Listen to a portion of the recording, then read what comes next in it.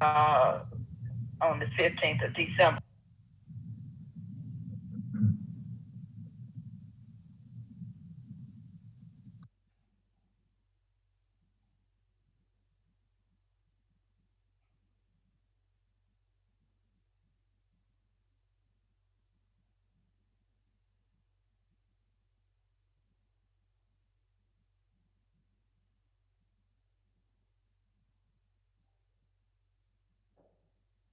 Hey Kathy, this is Tracy. I see that you're connected, but just to let you know your audio is not connected yet. There you go.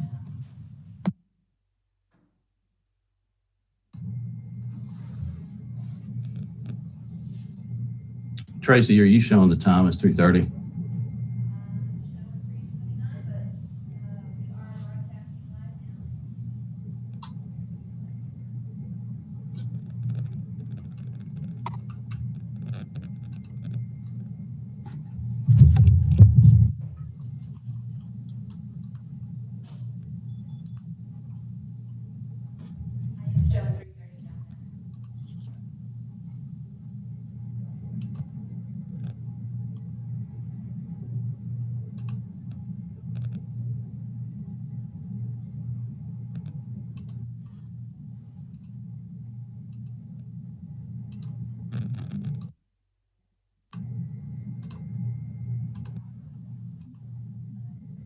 Check 1 2. Check 1 2.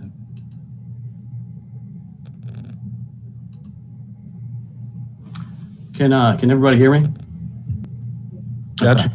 Yes. All right. Well, it's a little past 3:30 right now, so we'll get rolling here. Hope everybody's doing well. Greetings and welcome to the April Ordinance Advisory Board meeting.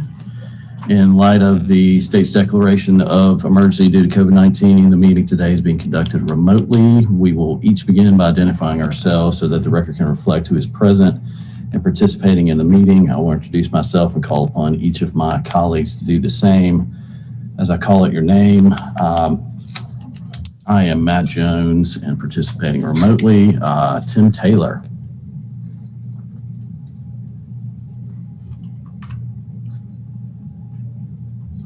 You're on mute, Tim. Okay, I lost my mute button. I'm here. Okay, gotcha, Tim. Thomas Finley.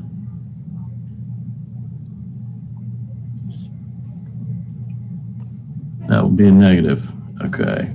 Frank Gammon. Frank Gammon is here. Amy Hallman. Amy Hallman's here. Kathy Jones.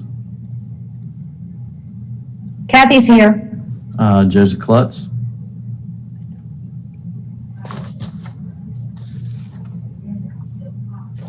I'm not seeing him on the list either. Brandy Skelly. Brandy Skelly present remotely. I believe Harrison Whitaker said he was not going to be able to attend. And Commissioner Lance Munger. Present, remote. All right. So for the record, all board members, with the exception of Thomas Finley, Joseph Klutz, and Harrison Whitaker, have acknowledged their presence for the meeting, and we have a quorum. Since we'll be conducting the meeting remotely today, there are a few housekeeping rules that we have to govern our actions so that the board minutes are accurate and there's no confusion. Please remember to mute your microphones when you're not speaking and to unmute yourself prior to speaking. For any matter requiring a vote, I will call a roll of names and request that each board member state your vote individually for the record so there's no confusion as to how the board member voted. For discussion, please use the raise hand option, or you can just put your hand in front of the camera. That'll work as well. And I will call on you to speak. This will assist us in not speaking over one another. I suggest when you're done, state "this concludes my comments." We know that you're done. When a motion is made, the party making the motion needs to state their name and their motion, and the second should state their name and the second. That being said, we will move on to item B of the agenda, adoption of the March 3rd, 2022 minutes. I'd like to open that up for any questions or discussion and or a motion. This is Kathy, I make a motion to approve the minutes of the last meeting. Okay, do we have a second? Amy, second. Okay. All right, Matt Jones approved. Tim Taylor, Tim Taylor, approve. Frank Gammon, Frank Gammon, approved. Amy Hallman, Amy Holland, approve. Kathy Jones, Kathy Jones, approve. Brandy Skelly, Randy Skelly, approve. Commissioner Munger. Antonio, approved. Okay, motion approved. Moving on to item C. Tracy, are there any members of the public signed up to make comments today? Okay. All right, then moving on to item D1,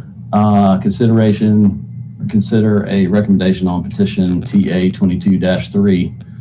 I'll turn the floor over to staff.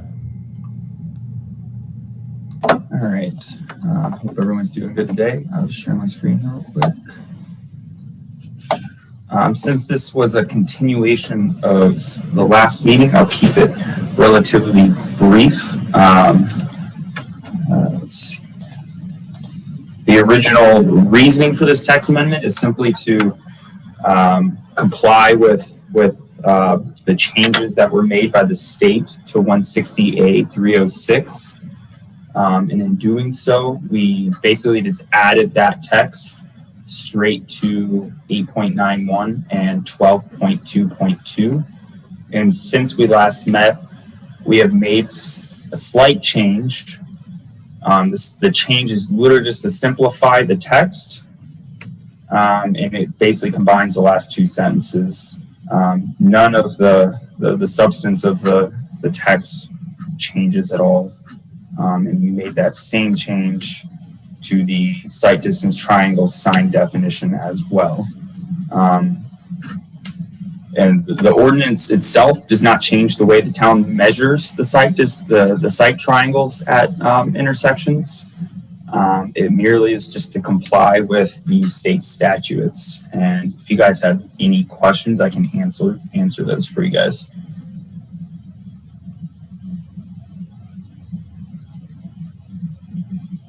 Yeah, Matt, I have questions. Frank Gammon. Go right ahead, Frank. Let me pull up the slide where my questions are. This, I really, from what I've seen now, that I understand this a lot better. So I really don't have a problem. I apologize for being one of those who put this off one more week, but if we're going to vote on it, I think we should understand it like was stated last time. But the question, when I was reading through these, this has nothing to do with approval here. It's just understanding this. If the speed limit changes, the site triangle and the easement change. And when you read this and you read down the next page, not on the first, you read page 8.5-5, it says that the easement changes. So how often have we changed the easement and who's responsible for doing that? Just out of interest. Stephen, are you online? I am. Can you hear me? Yes. Okay. If you're able to answer that one. Sure. So we look at each location on a case-by-case basis, and depending on the speed limit of the cross street, that distance, the site distance would be needed is changed based on that posted speed limit on the major street. Okay. And who does that? Do we ever have to go back and buy more property? I mean, I'm not sure how this works, but I mean, we have to go back to the landowner and arrange for this easement. So I think this is relating in most cases, vast majority of cases, to land development projects. So the developer has to meet those minimum standards as identified in the ordinance, and also further clarified in the engineering standards manual. So they have to identify what the speed limit is along the street, and then use those calculations as they're identified. And I guess what leads me to, am I unmuted? Yes. What leads me to ask this question, when you go into the definition of the site triangle, because if you came up to an intersection, sometimes we improve intersections, we add turning lanes, and occasionally there may be another lane added. So you've got 2 lanes coming into an intersection versus 1, which would, I'm not sure how that expands, but I would, and I hate assumptions, I would assume it changes the sight triangle because you have an extra lane. And that might be where the middle of the pavement is instead of the side. I don't know. And that's all I have. Sure, and I'll go ahead and respond to that. Yes, it can, and you just have to evaluate that every time a project is completed.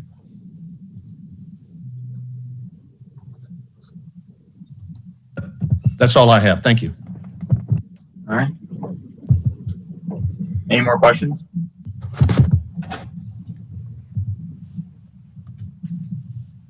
All right, well then I will stop sharing. Okay, so no additional questions or discussion from board members related to that, to TA 2203? All right, well, if there are no questions, I'd like to open floor up for a motion.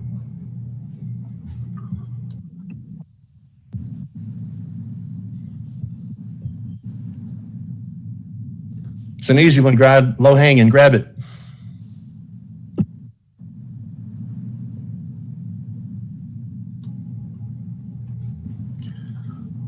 Well, if nobody's going to make a motion, I'll jump in. I would say I'll make a motion to approve TA 22-03 with the suggested changes recommended by staff to the ordinance to comply with House Bill 489. Do we have a second? I'll second, Matt. Tim Taylor second. Okay, Tim Taylor second. So the motion on the floor is to approve changes recommended by TA 2203. Any discussion? Okay, hearing none. Matt Jones, approve. Tim Taylor? Tim Taylor, approve. Frank Gammon?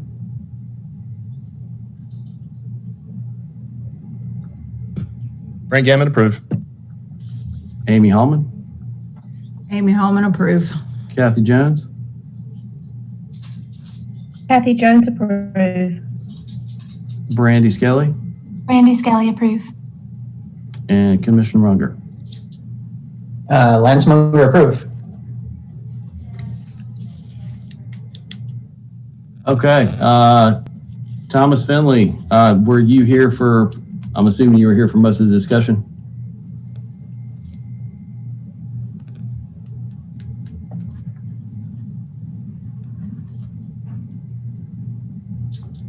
Well, Thomas, you there?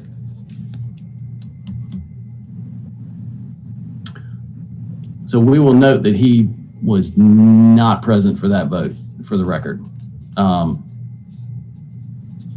We're not getting a response on that one. Okay, so motion passes. Next item on the agenda is item D2. This one, I think from the amount of information that has been sent and out to everyone, this one's going to be pretty complex and very time consuming. And you know, if we get down to, I'd say 445 or 450, we might need to call it to get to item D3 and either push it to the next meeting or possibly call a special meeting in between. Tracy, if you could just, if we start bumping up against that time and I'm not picking up on it, please alert me that we're running out of time. Thank you. I'd like to, so we are moving on to item D2, consideration of TA 2205. Staff, the floor is yours. Thank you, Mr. Chairman. So the board last year set a goal to reduce the number of quasi-judicial decisions that they have. In 2021, we amended the subdivision ordinance to give staff more authority to let developers make minor changes to their plans, kind of minor shifts in streets to what's internal to a subdivision and shifts into open space. So we made that. There was just Monday night a proposal to remove the requirement for minor solar panels that front a street to have to get a special permit. And now we're at the consideration of changing the subdivision approval from a quasi-judicial process to an administrative process. And I'm going to just very quickly paraphrase why the board is wanting to go this route. Quasi-judicial means they can't talk to anybody except under sworn testimony. The testimony has to be sworn in. It has to be competent material, substantial evidence. There are just a number of things that has made the town board uncomfortable, where they directed staff to go ahead and prepare this text amendment. So with that, let me just make it clear to everybody. What we're talking about is subdivision of property and not rezoning, such that if somebody's developing their property in the rural zone, this light green, and they have allowed up to 0.9 units an acre with 45% open space, they don't have to rezone it. This would affect them. Same with the transition zone, which is the brown. They can do up to 1.5 units an acre with 40% open space. Again, it's not a rezoning.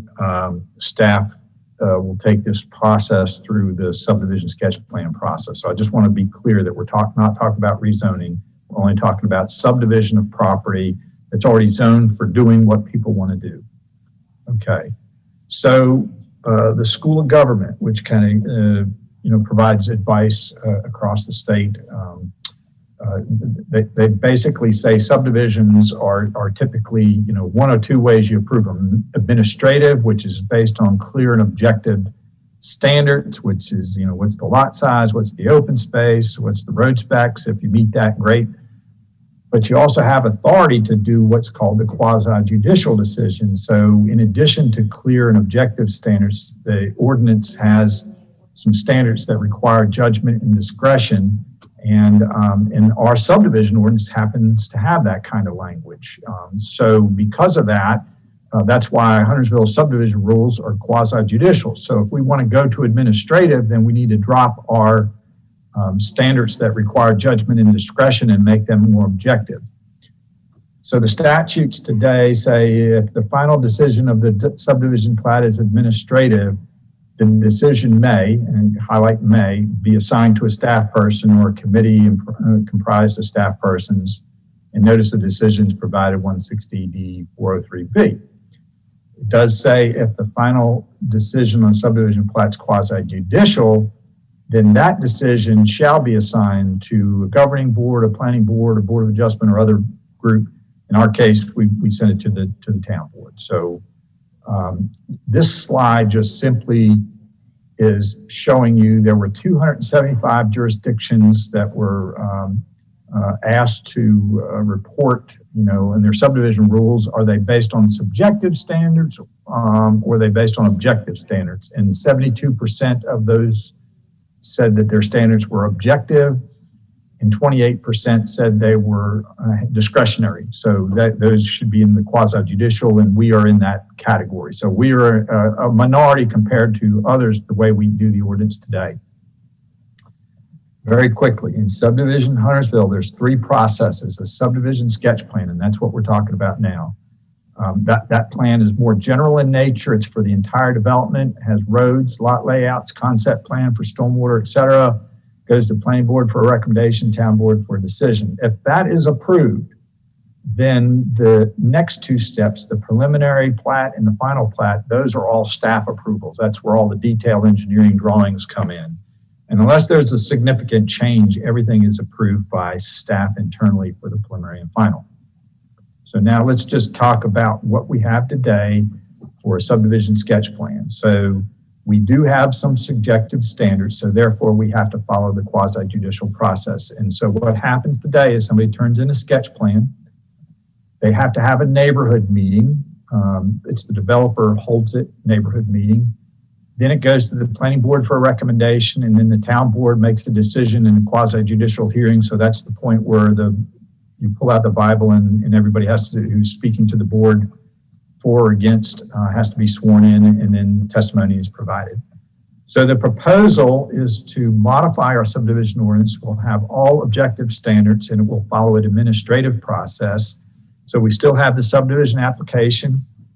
We are still recommending a neighborhood meeting. And this neighborhood meeting now is basically to inform the neighbors, here's what's coming next to you, or here's what's coming around you. So we still recommend doing that. We'll explain to them these are all objective standards. If the developer meets it, we have to approve it. We do not recommend going to the planning board for a recommendation, and the decision we recommend stay with the staff, and that's consistent with the state school of government says is school of government recommends staff approval if there's no room for policy choices or discretion. So if it's black or white, just have it go through staff. So that's how we prepared this text amendment. With that, let me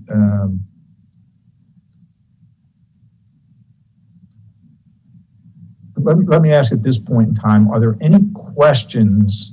What I did was I just gave you kind of a highlight version of it. You got 54 pages.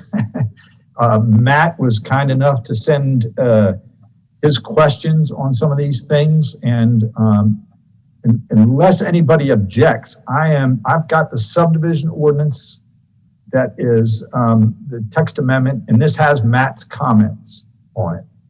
And I would, unless there's an objection or anything of that nature, I can just run through the ordinance. I'm not going to go through 54 pages, but I'm going to jump through. And if anybody has questions, then please stop and ask. So, Matt, this is Frank Gammon. Excuse me, Jack. I'm sorry. Yep, go ahead. Yeah, I would like to separate the questions about the quasi-judicial from the questions that come up on the subdivision ordinance, if we could. So, do you want to just talk about the quasi-judicial in general? What the primary that's driving some changes, as well as other statutory changes that are causing changes in the ordinance, I understand. I'd just like to separate the two in the discussion.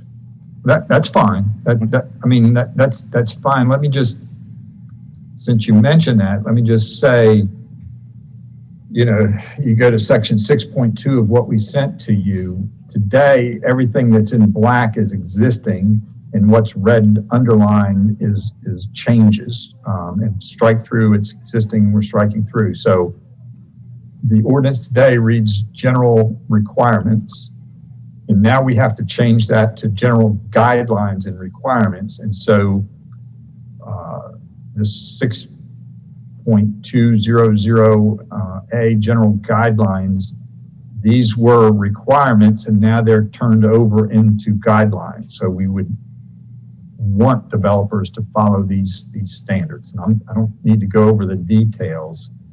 And then in that same section on 602B, then we get into the requirements. And so we're just kind of separate, not changing in a great deal, but just indicating these are guidelines that we hope you follow, and these are requirements that you have to follow, okay?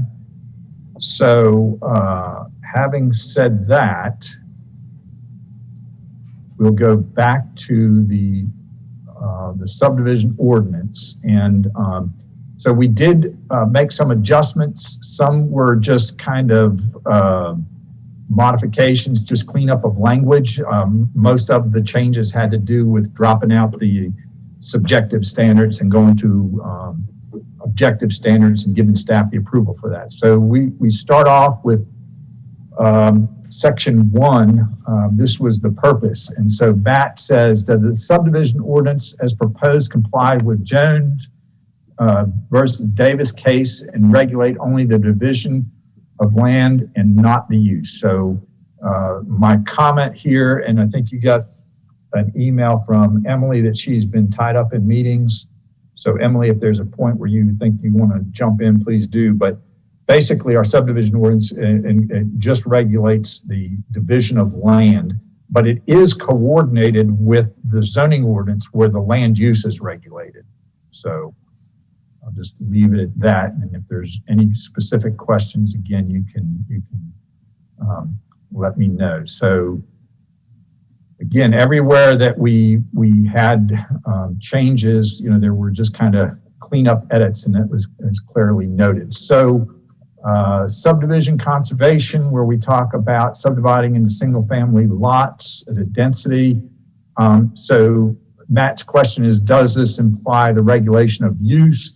And the response there is no, it's about a subdivision process, but it does coordinate with the zoning ordinance in terms of, the conservation subdivision in the zoning ordinance specifically says that these conservation subdivisions are limited to single family. So again, it's just to coordinate with the zoning ordinance. Okay. Huntersville Ordinances Advisory Board. All right, so now this is the section where we start to change things around. So let me just go back up here. So decision making. So this is, now we're proposing that the staff have that ability to administratively approve it with all new objective standards. So, that's why these things got changed to say we're approving these subdivision sketch plans, and we're taking out that the planning board is involved in that, but they are still involved in text amendments to this subdivision ordinance. And we're taking out that the town board approves subdivision sketch plans. And we have a provision in here for additional powers for the planning staff.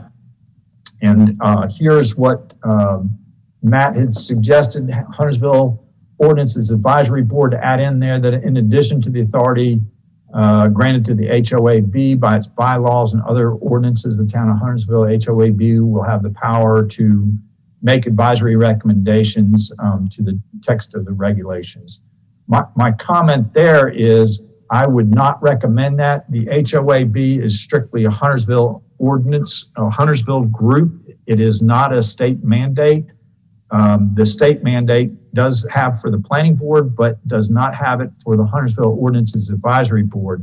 I have not had any discussion with Matt or with Emily about that, but my recommendation is we don't need to have that. Our town board has adopted the rules of procedure. They specifically want advice from the Ordinances Advisory Board. I will say further down in this subdivision ordinance, it does have who can make recommendations, and Matt said that it ought to be in there that the HOAB can make recommendations, and I did think that made sense because we specifically authorized that. So Emily, Matt, any questions, comments on that? And we don't have to decide today. We can do, as Matt said, we can pick up at another meeting, or we can just have that discussion. So Mr. Chairman, I'll turn it over to you. There is some redundancy, so as long as it's in one spot or the other, I think that it kind of hits the point. So I see where you're coming from on that. Yep. I've got it. I left it in there where you had put it. So I think that makes good sense. So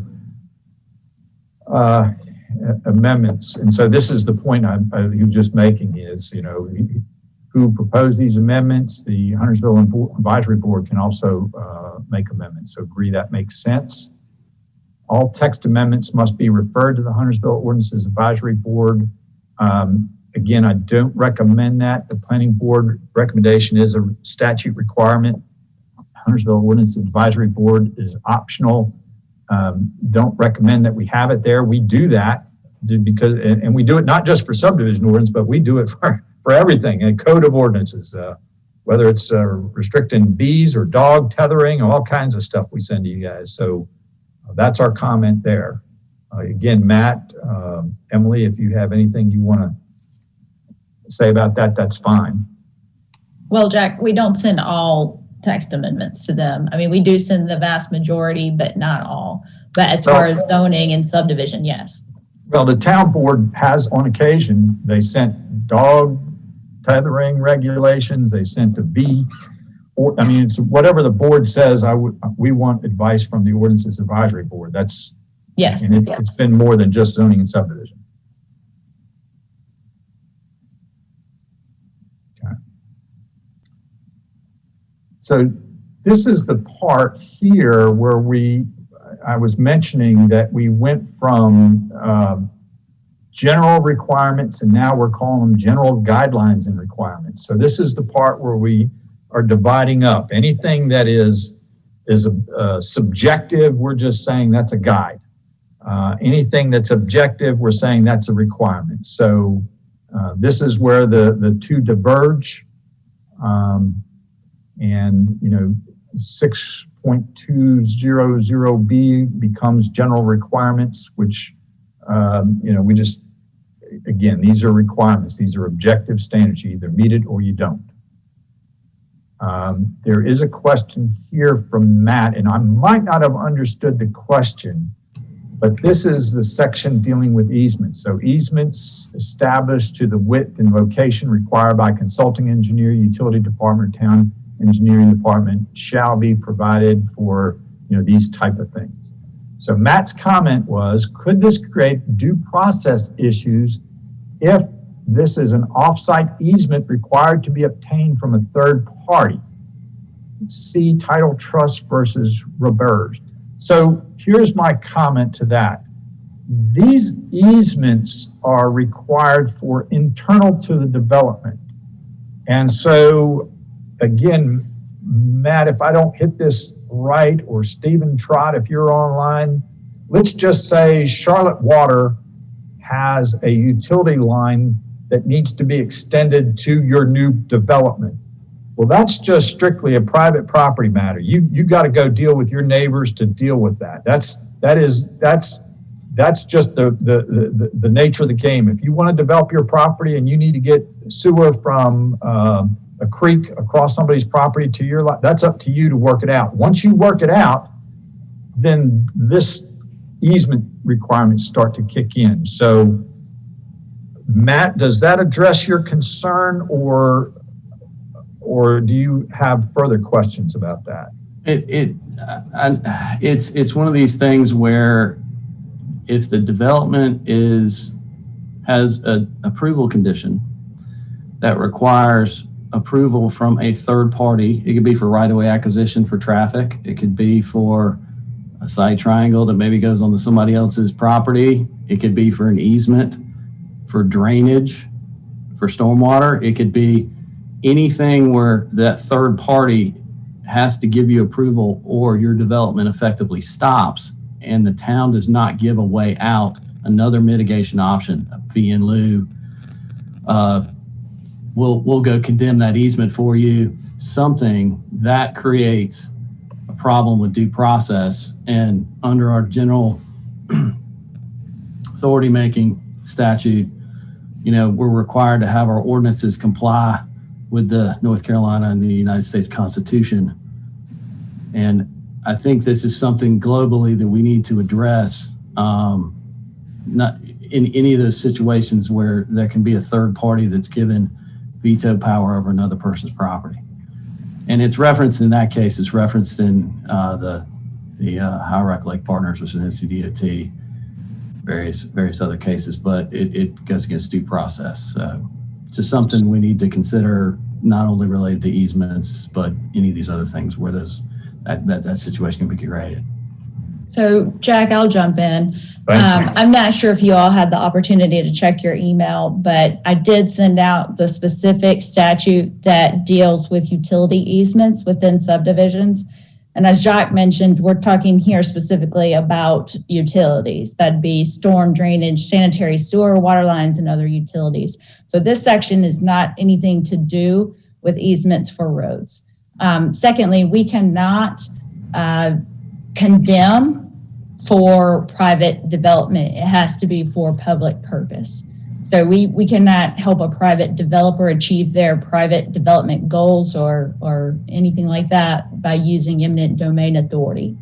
As to the question about TIA and the question about third-party easements for TIA purposes, I believe that's another question that comes up below. So I'll address that when we get there. And also, I have drafted up in the past a frequently asked questions document for the town board going over the difference between exactions that are related specifically to subdivision approval as they fall under 160D 804 and our separate grant of authority under 160D 701 for adequate public facilities, including adequate transportation network infrastructure.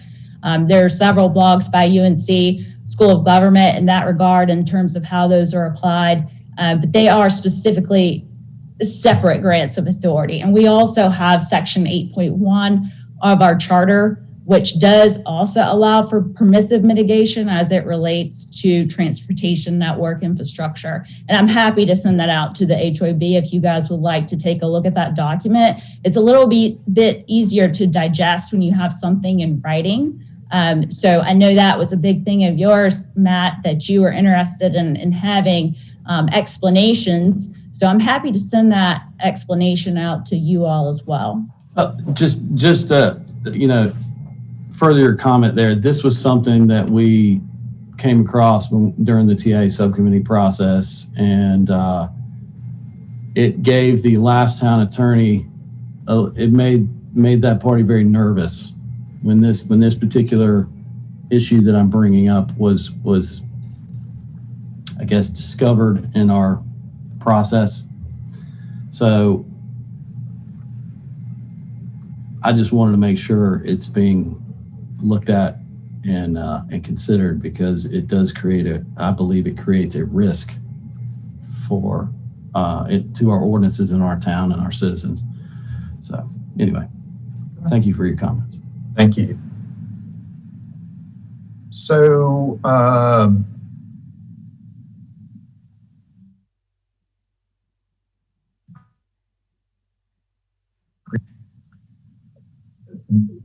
added to that was basically there's a formula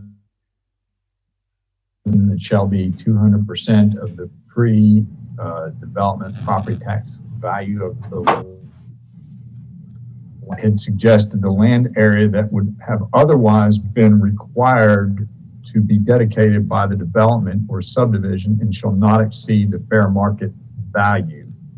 I punted this one to you, Emily. I wasn't sure how to respond to this particular issue, and I don't know that you've even had a chance to digest this. So I really haven't had a chance to look at it, but if you look at the first sentence up there, it does specifically say that it would be for the open space and or recreation areas that would otherwise be required by Article 7. So I think we're sort of getting at the same thing, but the formula that we used the formula that Concord and Durham use.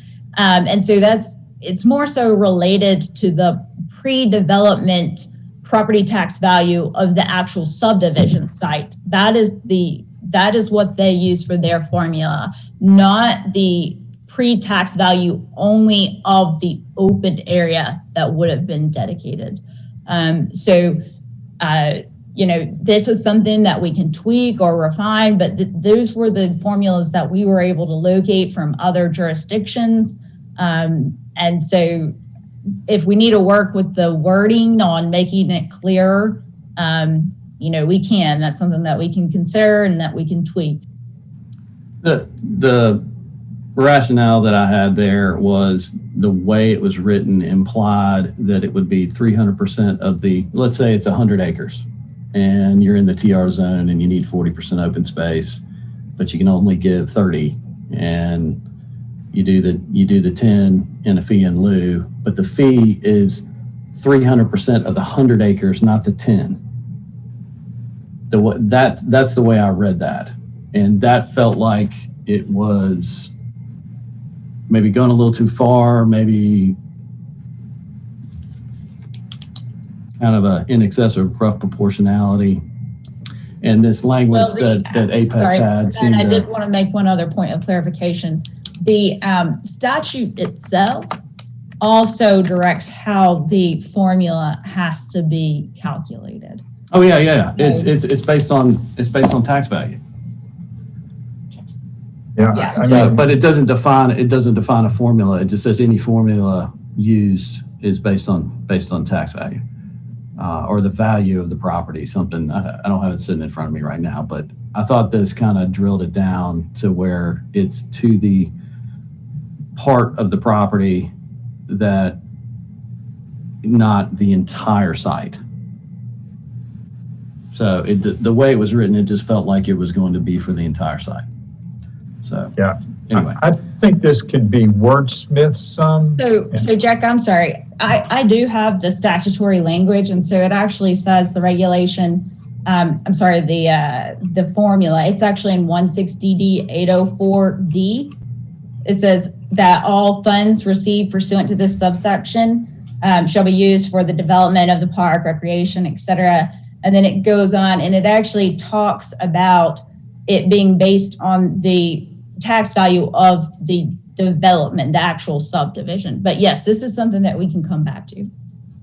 Yeah, and I apologize that we won't have this nailed down today, but that's the whole purpose of this process, is to get feedback, and it goes through multiple filters before it gets actually adopted. So we will need to come back to this particular section.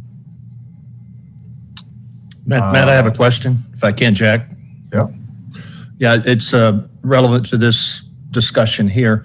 The layman, and I'll find, if Emily, you can send it, or I'll go find that general statute and read it before the planning board meeting. But what's the basis for 300%, 200%? Why not 100? Why not 5? Where does the basis for that come from? So Frank, I just posted the language from the statute for you. And as to the basis, we actually consulted with the town's Parks and Rec director. We looked at what other jurisdictions were using. So that was how we came to the percentage. But, I will say that we were not able to find a lot of the percents out there. It may be that the towns, in previous edits had come up with it. But we can definitely do more research on what percentages other towns are using, but the statute does say that the formula has to be based off the value of the development or subdivision. Okay, I just wondered where the 300 came from versus any other number, what the basis for that was. And I guess I still had that question, but I guess it sounds like you kind of have to pick something, and so that was picked. So I would what's the logic for that number? Should it be higher, or is it too much? So I can't answer that question, and so I'll let that go for the time. Thank you. Okay, next one was mature trees, and this is kind of just referring that you need to meet the landscaping standards in Article 7. Matt says, what authority are we relying on? There is no specific authority for tree preservation, NCGS. If we are relying on this SL, this is a session law, local session law that applies just to Huntersville, Cornelius, Davidson, and Nags Head. Single family and duplex developments needs to be excluded. So this is Jack's take on it, and Emily can jump in. So 160D gives us the authority to preserve trees. Now, over the years, the state legislature, some legislators have proposed languages to change the statute and say, you can't regulate trees unless we give you specific local legislation. But those bills are always been defeated so far. Now, one could get adopted, but so far they haven't been approved. So I will now just turn it over to Emily to add, delete, change, whatever I just had to say. No, Jack, that's correct. We have both general and specific authority to have these types of regulations. And I did send the entire HYB an email describing those. And I'm happy to, once you all have had a chance to read over that, discuss those with you in further detail. Okay. Emily, we maybe want to catch up on this offline because there's some, guess the way the UNC school government stance on this, and then some of the case law that's out there between general and specific, and what governs. There's some other considerations I think that need to be looked at on this particular one. Okay. Well, we need to follow up on a couple things here in these last couple pages.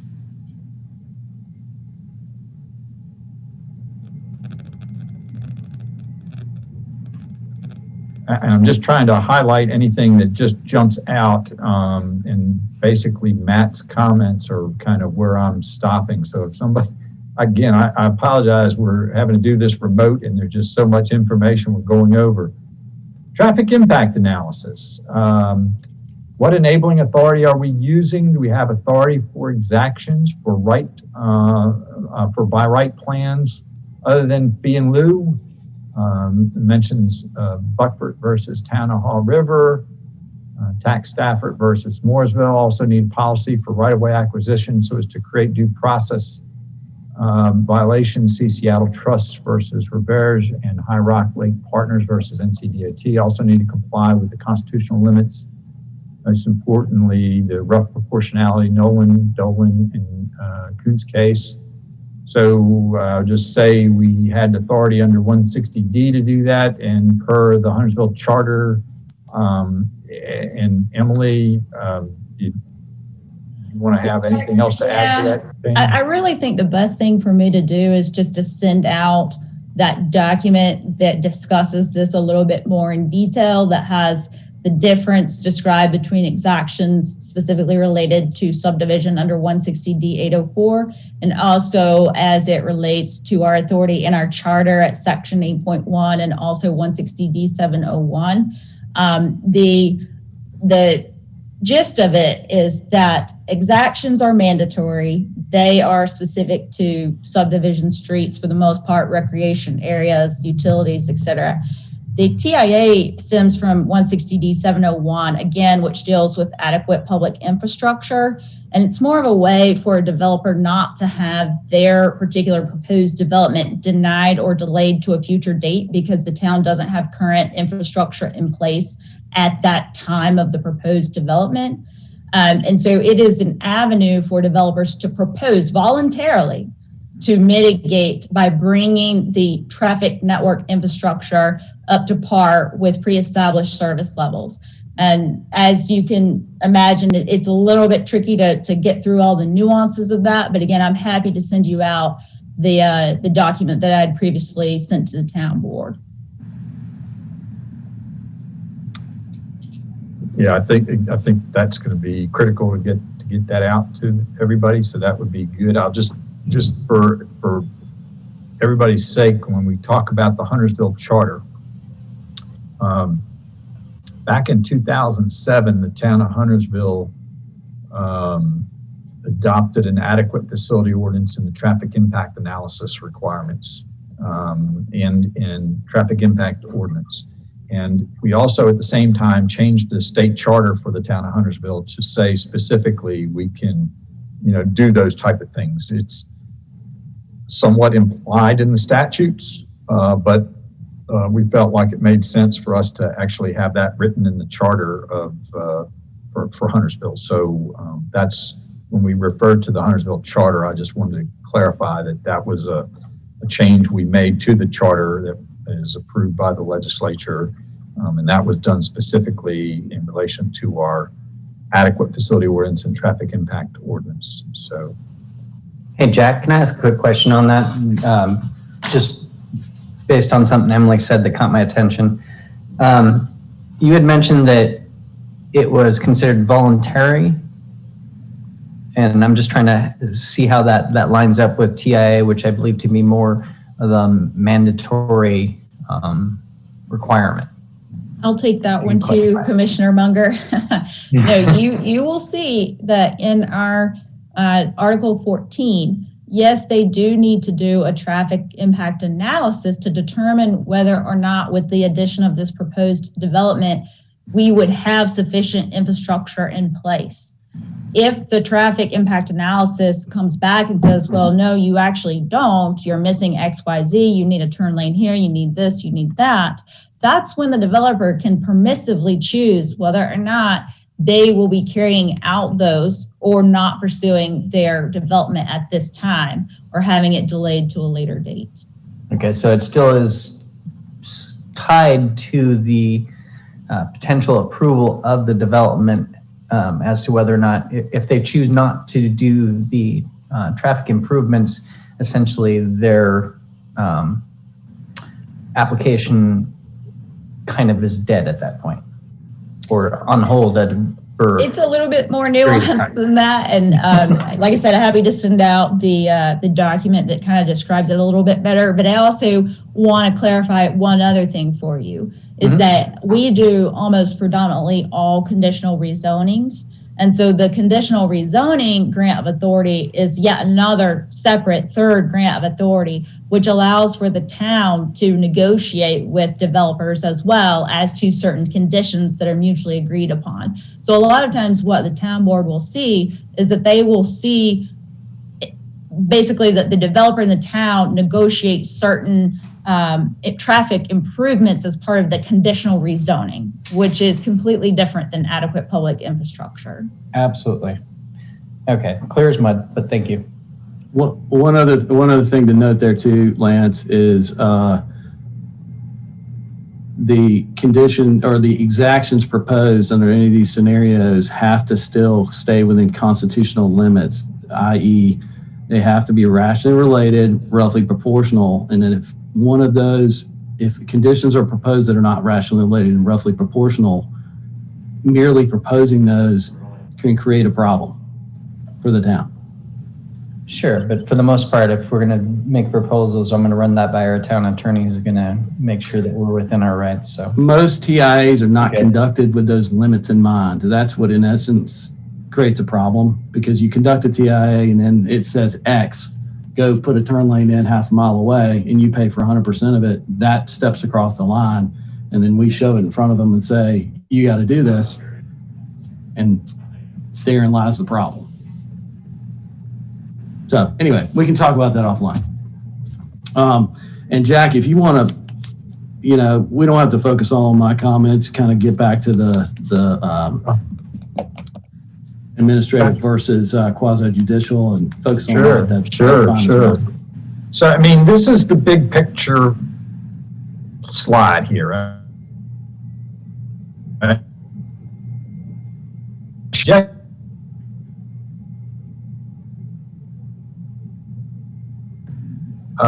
Let's see, we just lost my screen share, is that right? Correct. Lost a bit of your audio too for a second there. You were a little broken up for a moment before it went off. Got you. Okay.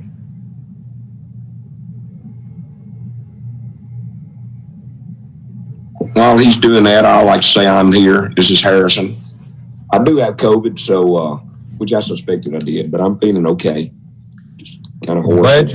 Glad I gotta go. Okay. Yeah. Glad you're doing okay. Good to see you.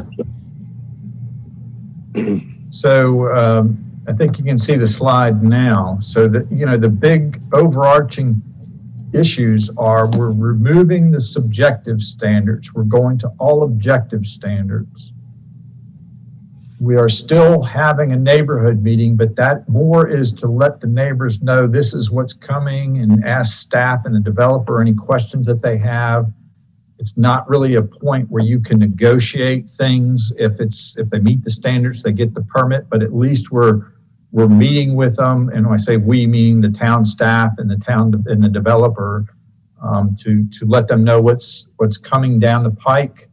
And our recommendation is that this subdivision sketch plan be approved by staff as long as that development meets all the objective standards. So is there any heartburn, concerns, agreement, disagreement with kind of the big picture issues that we're talking about? Well, this is Frank, Matt, if I may ask a question. Yes, please do. All right. Jack, so Since we have a neighborhood meeting, it appears we will continue our neighborhood public, or not neighborhood, but the public notice procedures that we have now. Correct. Okay. Right. You have to. So well, let me be clear on this. The meeting notification that happens now is we're up at the top, Fred. You know, they get a notice, there's a neighborhood meeting, right? And it's everybody within 250 feet, or if you're a subdivision within I think 2 miles, then you get a notice. And then we also send a complimentary letter about a planning board recommendation. And then we absolutely send a letter about the quasi-judicial hearing. So if we go to this new process, the only notification they're going to be getting is there's a neighborhood meeting. And if you want to come and find out about this proposed subdivision, you're invited to this neighborhood meeting. There would be no planning board meeting. And as proposed, the subdivision sketch plan is approved by staff. That's a staff decision. So there's no hearing on that.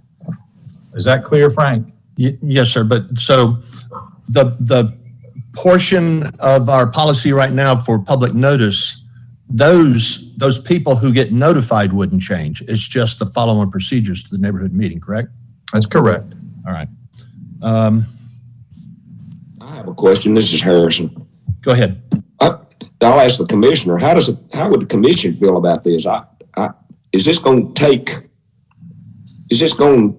put the commission in a situation where, excuse me, something gets approved and all of a sudden a constituent comes to him and says, why was this approved? And he said, I didn't do it. The planning staff did it. We don't have anything to do with that. That doesn't sound like a very good outcome to me. But if the board's in favor of it, I'm fine. I mean, it makes sense. I just wonder what the board's position is. Happy to address that if that's all right, Matt. Go right ahead. And you had your hand up anyway, Okay. Commissioner Munger. So I'll address that one first. It's a very complex issue, and I don't want to go too far down into the road. But for instance, a lot of times when a quasi-judicial comes to us, it's a subdivision or something along those lines. What we're trying to avoid is being confined to making decisions based on what's in front of us. And the one I always refer to is kind of a block length waiver. Sometimes, and Jack, you can probably tell me off the top of your head, but like a block length typically can only be, let's say 400 feet. And they want a block length waiver to let it be 450 feet. And everyone's like, oh, you have to vote against this because the architecture, because of the housing type, because of this, that, the other. And literally the only thing we can consider is, should we allow that block length to be 50 feet longer than is allowed by statute or ordinance? And that's all we can look at. And it's a completely frustrating process as a commissioner to say, I hear you about all these other things. I can only look at this one little thing. That's what makes quasi-judicial extremely frustrating. So may not fully answer your question, but I'm going to go back to something that will probably help answer that question a little bit. Jack and or Emily, is there any way we can still have the authority over approving a subdivision without it being quasi-judicial, and even possibly if we deferred it to planning board? Because the thing that confuses me is planning board can look at these subdivisions without it being quasi-judicial. They can approve it, they can discuss it beforehand, because it's a non-quasi-judicial proceeding for them. And even if you took the authority away from the town but left it with the planning board, we'd still have that ability to have some input and some potential to negotiate through. Commissioner Munger, I'll address that. So you would either have to have the ordinance language be subjective, which it would be quasi-judicial, or objective, meaning that it would be administrative. If we change it to administrative, it's all objective, black and white. You either meet it or you don't. And so I would not recommend, if we transition to administrative, having that go before the town board, because they absolutely cannot deny it. They can only say yes if all of the standards are met.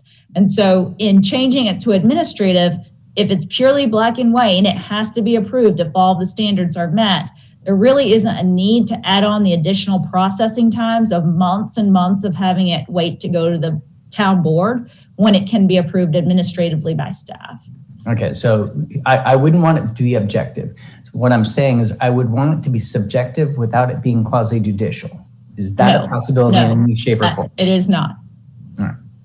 The way the statute reads, if the final decision on a subdivision plat is quasi-judicial, the decision shall be assigned to the governing board, the planning board, the board of adjustment, or the board of. So you're forced into quasi-judicial if it is not administrative. Okay. So Harrison, it's frustrating. There's no real good answer, and I don't.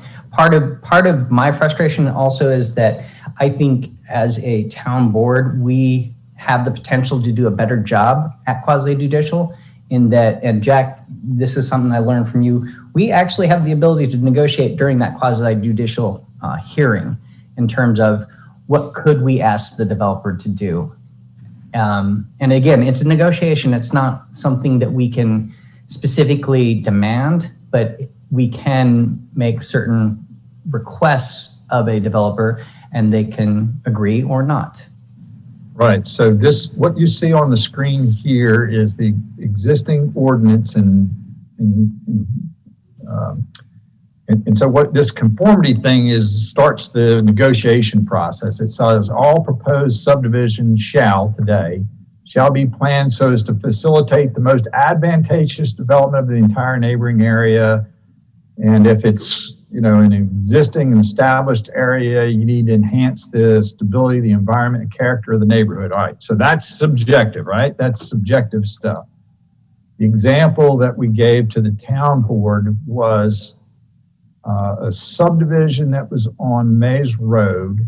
The developer proposed the minimum 20-foot buffer. So there was a neighborhood meeting, and these are basically mini estate lots. They're not a subdivision just like this. These are pretty good sized lots.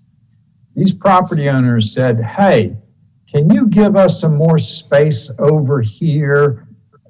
We've got these large lots and we really don't want these houses and the, two-story houses and the folks looking down. We would like more space there. And the developer said at the time, well, I'm meeting the minimum, so I'm not proposing to do that. And so through the negotiation, we said, well, we think we can use this section here that, to negotiate out a little bit more space. I mean, you got a lot of open space around that you could make things happen. And so they slid the development over and got at least 60 feet. And that, I think, is that what you were talking about, Lance, kind of the negotiation aspect of things? Absolutely. And to that point, if you look at that specific map, and this, I believe this is kind of what Harrison is talking about. If you have that first, the original, that checked all the boxes. As far as the developer is concerned, that's all he has to do, or he or she, I should say. That's all they have to do in order to get it approved. They've checked all the boxes. If we keep it as quasi-judicial and say, you know what, we think if you could give it a little bit more space and work with us a little bit and provide a little bit more gap, especially when those lots, as Jack pointed out, aren't your standard, 5 to an acre lot. They are very large lots. So providing a little bit more space made sense. And the developer in this case was able to work with us. Quasi-judicial, we don't get that option. We only get the original. Well, no. Because this was quasi-judicial, you were able to get this because this was at the time that's exactly what I'm saying. Quasi-judicial, you could, if you take away the quasi-judicial, it's the original because that checks all the box. Yes, that's correct. All right. So it's tough for me because I'm sure the rest of my board, the town board, would hate me, but I don't know that we should be doing away with quasi-judicial. We should be better at it, is my opinion. Thank you, Commissioner Munger. Matt, if I could finish my question. Hang on one second, Frank. Sure. Amy had her hand up. Amy, you want to ask your question or questions, and then Frank, you're coming up next. I have a lot of questions, but I'll just start as small as I can.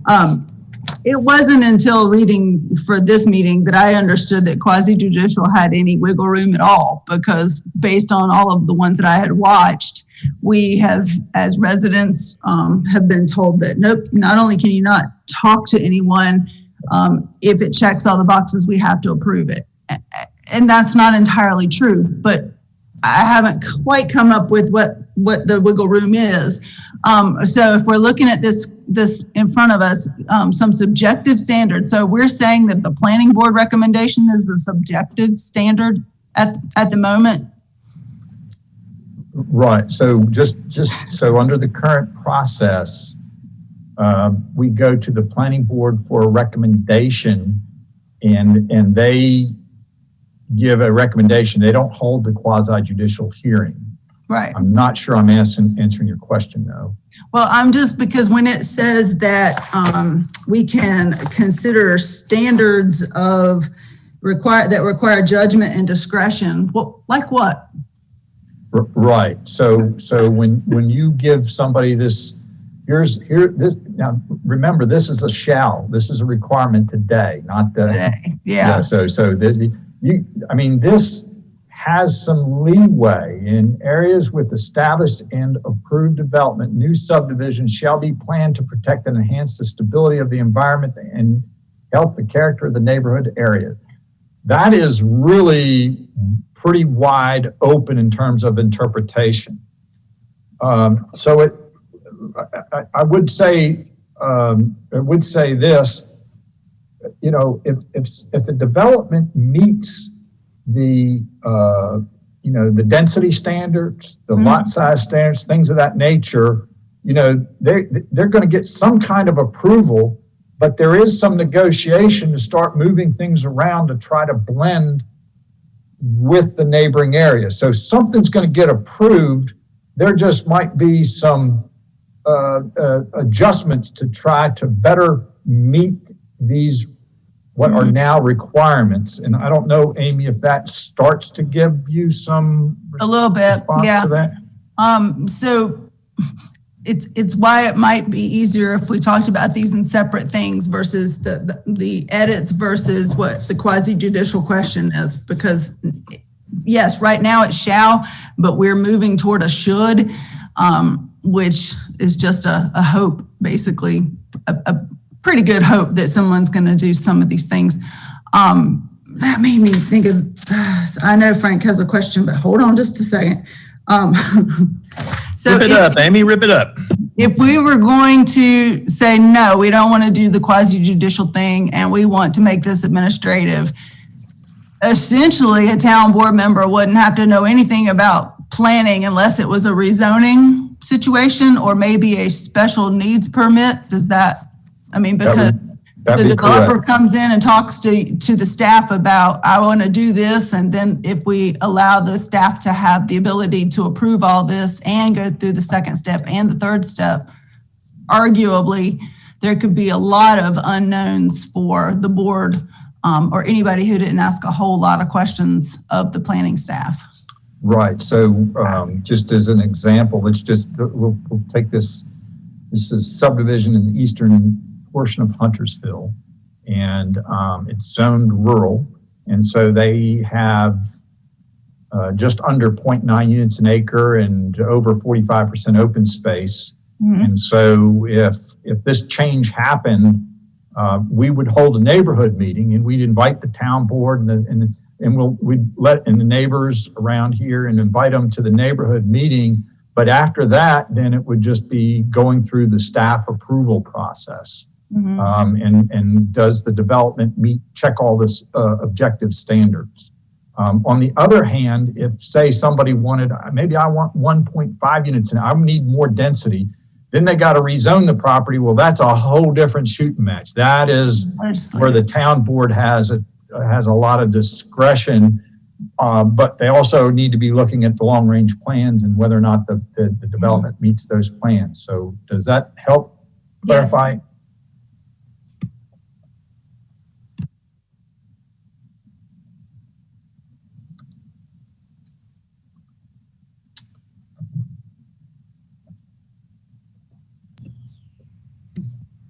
that all, Amy? That's all for now, sorry. No, just don't be sorry. Good questions, thank you. Jack, what I was going to ask a while ago, we got up to the thing about we're going to continue public notice the way we're doing it now, except it doesn't talk about the following procedures. I understand that. So in the neighborhood meeting, believe me, is a good thing. And I might talk about that in a minute with an example, but in another city. So if we do away with quasi-judicial, if we has it as we have it now, does it do away with all quasi-judicial out of the zoning ordinance?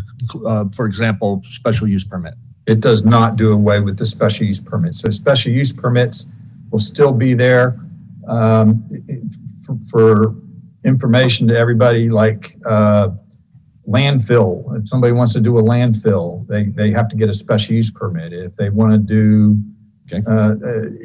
things that could be okay but might be a problem, we put those categories in the special use permit process, and that goes to planning board for recommendation, town board for action. That's still going to stay the same. That is not going to change.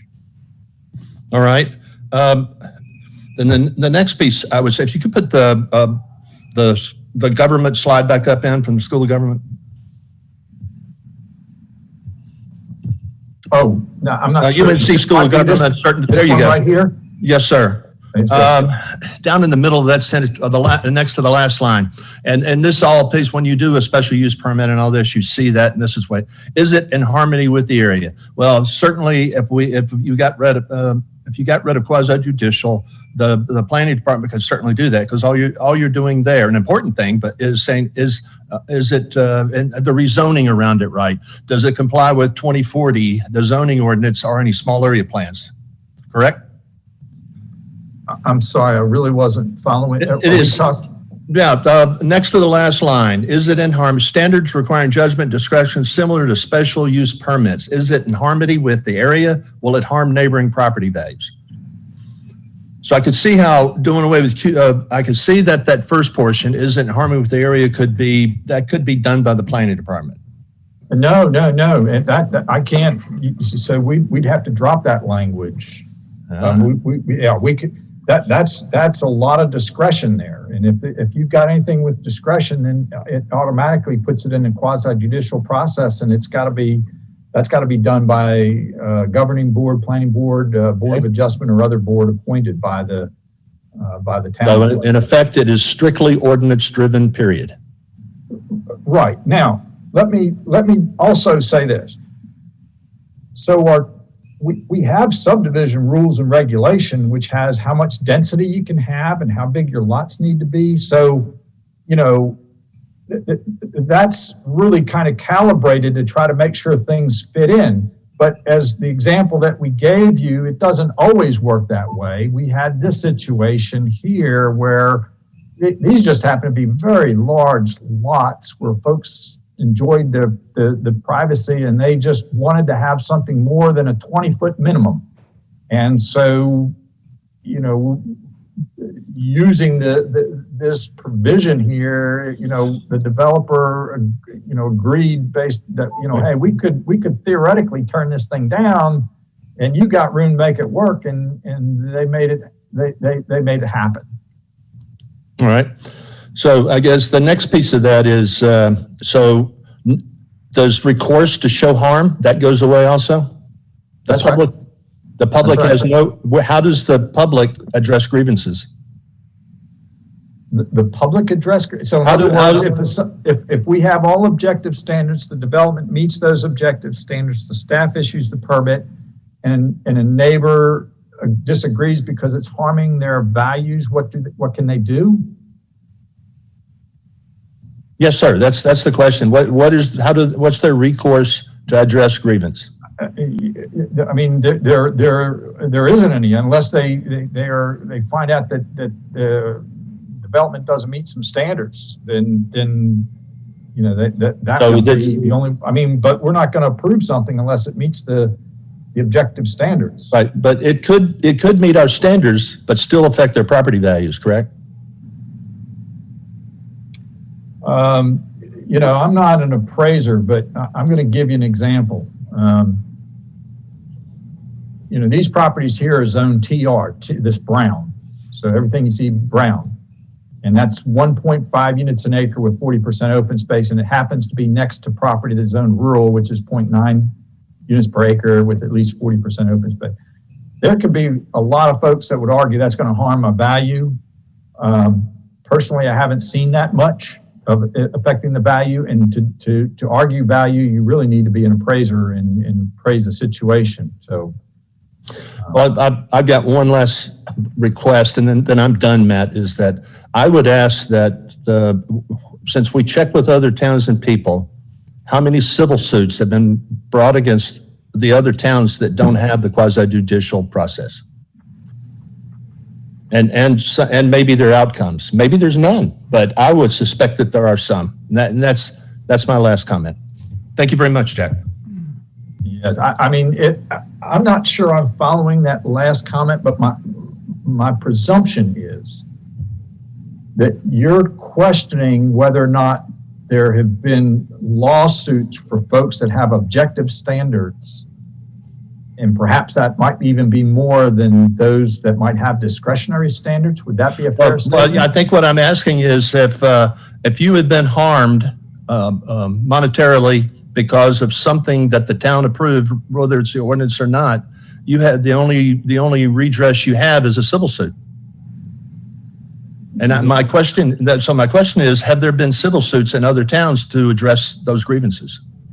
I'm just going to give you my 40 years worth of experience. I think it's extraordinarily remote that a development that meets all the standards, that somebody it can come back and say, you've hurt my value. If there's a problem, it's a problem with the zoning district and the density and the lot sizes, and maybe that needs to be changed. So I'll just leave it at that in case the attorney or anybody else wants to jump in on that particular issue. Right, that's a really tricky one, because the town can't give a third party veto power over another person's property.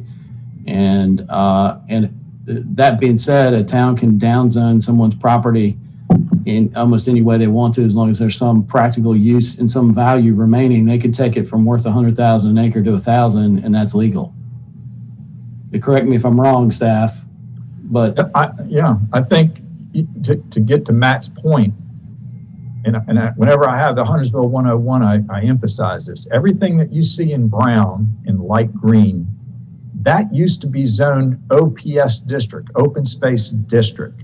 That allowed 2.5 units an acre with 15% open space. So if you put that in perspective, a 100-acre tract of land could have 250 dwelling units and 15 acres of open space.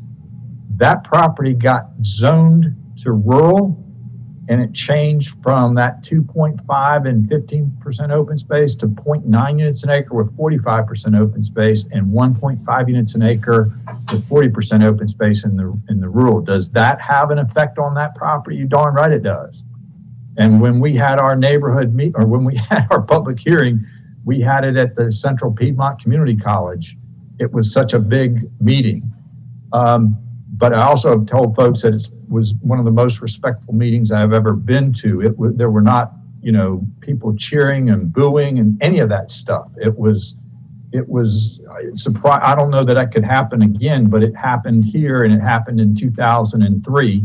And it was, there were a lot of people that lived out in those eastern and western areas that said, I don't know if this is the right thing to do. As a matter of fact, I recall a farmer who owned a piece of land and said, I'm going to be impacted as much as anybody, but I got to tell you, the traffic just getting here was a problem. So you need to do something. I don't know if this is right, but at least they're doing something. So, Matt, is that where you're coming from? Yeah, I think so. It's a really slippery slope, Frank, when, and Emily, you can jump in here. There's a lot of case law on this dating a long way back, and we have to the town has to walk a tightrope when it comes to some of these things. That being said, we are at 4:48. We have got to get to the next item on the agenda. the question we need to answer right now is, we knew this was going to take a lot of time. Do we need to defer this, continue this discussion to the next meeting? Or if it is a pressing matter and staff needs to tell us whether we need to do this faster, do we need to call a special meeting in between now and the next meeting to continue the discussion on this particular item? Okay, so the public hearing on this case will be May 2nd, and the next Ordinances Advisory Board meeting is May 5th. So it'll be after the public hearing.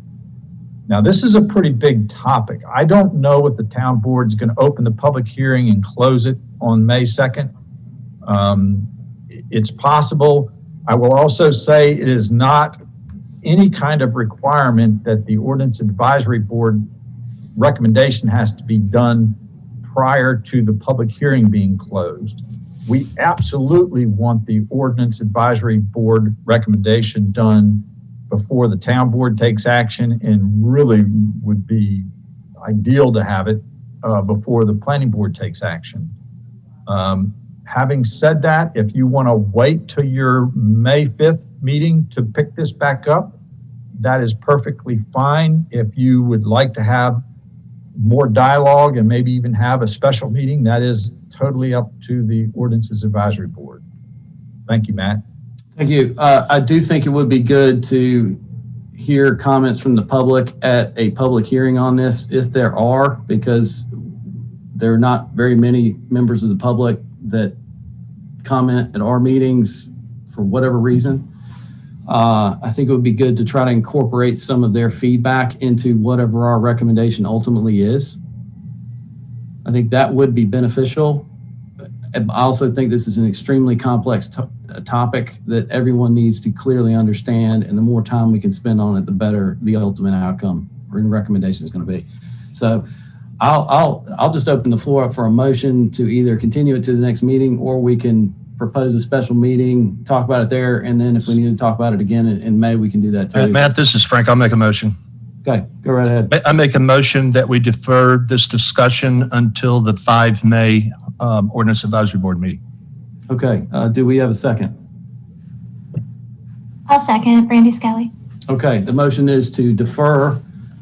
I'm sorry, I don't have my agenda up. This is D2, item D2, consideration of text amendment TA 22-05 until the next Ordinance Advisory Board meeting on May 5th, 2022. Is there any discussion? Hearing none, I'll do a quick roll call. Matt Jones, approve. Tim Taylor? Tim Taylor, approve. Thomas Finley? Approve. Frank Gammon? Frank Gammon, approve. Amy Hallman? Amy Hallman, approve. Kathy Jones? Kathy Jones, approve. Brandy Skelly? Approve. Harrison Whitaker? Harrison Whitaker, approve. And Commissioner Munger? Hence Munger, approve. Okay, motion passes. Okay. On to the next item. Item D3, election of chair and vice chair. And it's 4:52. We'll open the floor up for nominations for the chair position. This is Brandy Skelly. I'd like to nominate Matt Jones as chair. Are there any other nominations? This is Kathy. I'm sorry, Kathy, go ahead.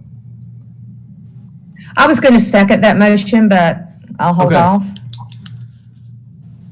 I just want to see if there was any other nominations. Hearing none, we have a nomination and a second. Any discussion? All right, hearing none, do a quick roll call. Matt Jones, approve. Tim Taylor? Tim Taylor, approve. Thomas Finley? Approve. Approve.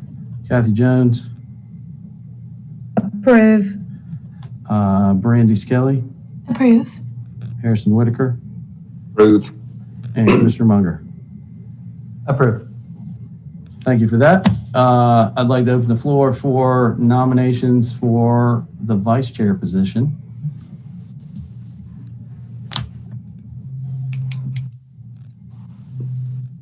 This is Kathy. I'd like to nominate Tim Taylor. Frank Gammon, second. Any discussion? Nobody else wants to have the vice chair position? Now we know, sucker, we got one. So I see. All right, Tim, you're it. Matt Jones, approve. Tim Taylor. Approve. Thomas Finley. Approve. Frank Gammon. Frank Gammon, approved. Can't hear you, helicopter. Amy Hallman. Amy Hallman, approve. Kathy Jones. Kathy Jones, approve. Brandy Skelly. Approve. Harrison Whitaker. Approve. Commissioner Munger. Approve. Okay.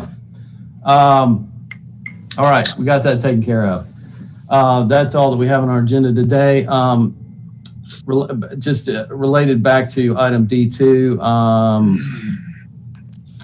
staff, if there's any additional clarifying information or any other educational materials or just reference materials that you think would be beneficial for the board to review in between now and then, please feel free to send those out, and I will provide some additional details on some of the comments and questions I had on the things that were not related to the quasi-judicial aspects of the subdivision ordinance, that we can either discuss offline or during the meeting, however you guys want to do it. I'll open the floor up for a motion to adjourn. I move we adjourn. Do we have a second? Mr. Whitaker, are you seconding that? Second. Okay. Matt Jones, approve. Tim Taylor. Tim Taylor, approve. Thomas Finley. Yes, indeed. Frank Gammon. Frank Gammon, approve. Amy Hallman. Amy Hallman, approve. Kathy Jones. Kathy Jones, approve. Brandy Skelly. Approve. Harrison Whitaker. Approve. Commissioner Munger. Approve. Okay. Hey, I hope everybody has a great rest of the day, and we'll see you in about a month. Thank you.